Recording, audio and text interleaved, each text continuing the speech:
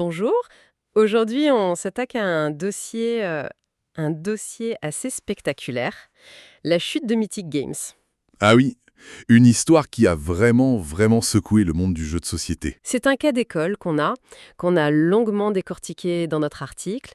On parle quand même d'un géant du financement participatif. Un géant, oui, qui a levé plus de 12 millions de dollars avant de s'effondrer. Voilà, laissant des milliers de contributeurs sur le carreau. La question centrale, c'est comment? En fait, ce qui est fascinant, c'est que ce n'est pas seulement l'histoire d'une faillite. Non. Pour nous, c'est le récit d'un Icare moderne, de la figurine en plastique. J'aime beaucoup l'image. Une entreprise qui a volé très haut, portée par l'enthousiasme avant que ses ailes ne fondent complètement. On va décortiquer ça. Exactement. Alors plongeons-y.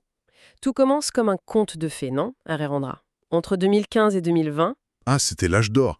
Ils enchaînaient les succès sur Kickstarter. C'était colossal. on parle de chiffres comme 5,6 millions pour Darkest Dungeon, Puis 2,2 millions pour elle. Leur recette était simple, mais redoutable. des licences fortes, des visuels incroyables, Et surtout, la promesse du kilo plastique. le kilo plastique, c'est-à-dire des boîtes remplies à ras-bord de figurines. C'est ça, toujours plus. Chaque projet devait être plus grand, plus impressionnant que le précédent.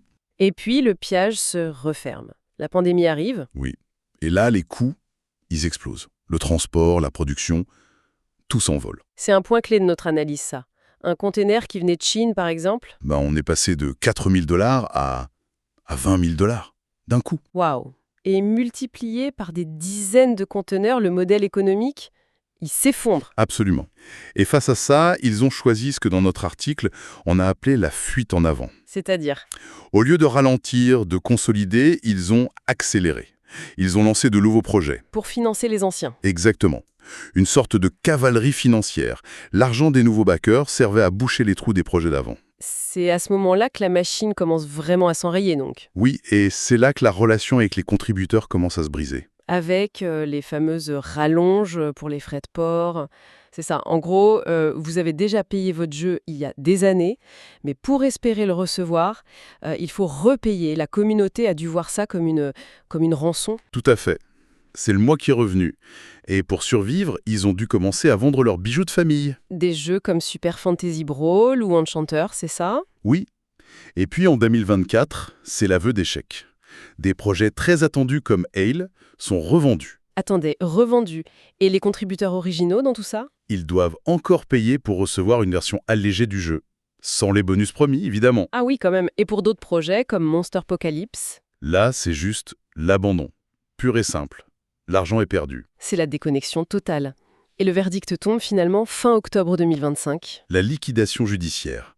La justice n'a pas retenu de fraude, mais a pointé une gestion désastreuse. Gestion désastreuse. Du coup, des projets comme la vague 2 de Darkest Dungeon, De ce nom jamais livré. Jamais. L'argent des contributeurs s'est tout simplement évaporé. La conclusion de notre article est assez brutale, au fond. Le financement participatif, ce n'est pas une boutique en ligne.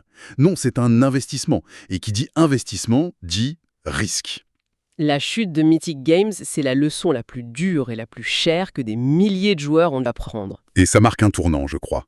C'est la fin d'une certaine insouciance dans le crowdfunding ludique. La confiance est pulvérisée. Clairement. Et ça soulève une question pour l'avenir qui va bien au-delà de l'argent perdu. C'est quels sont les dégâts à long terme sur la relation entre les créateurs et leur communauté? Une confiance brisée de manière aussi spectaculaire, est-ce que ça peut vraiment se reconstruire?